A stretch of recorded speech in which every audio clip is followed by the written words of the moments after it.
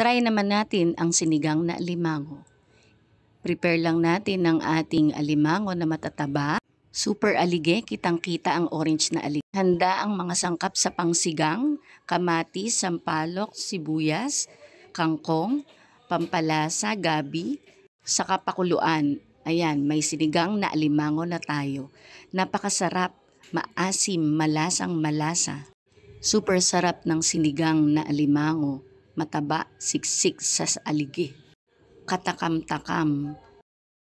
Next na ulam, fried boneless bangus. Sobrang taba na bangus. Lagyan ng sausawang suka na may sili. Ang sarap ng fried boneless bangus. Tara na mag-lunch mga ka-seafood.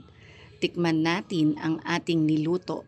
Yummy, nakakatakam. Simulan natin sa ating crab paste na talagang siksik sa alige. Napakasarap, napakalinamnam. Ayan, tikman na natin. Yummy talaga.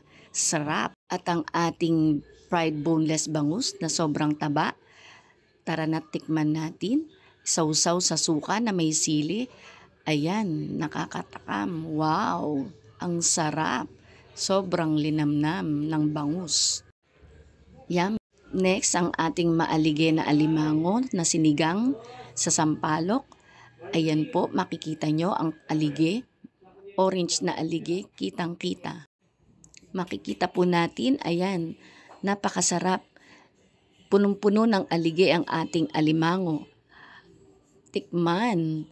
Wow, sobrang yummy talaga ang ating maaliging alimango. Isawsaw natin sa suka. Sobrang sarap. Try nyo na po mga ka-seafood. Ang sarap ng lunch. Have a nice day!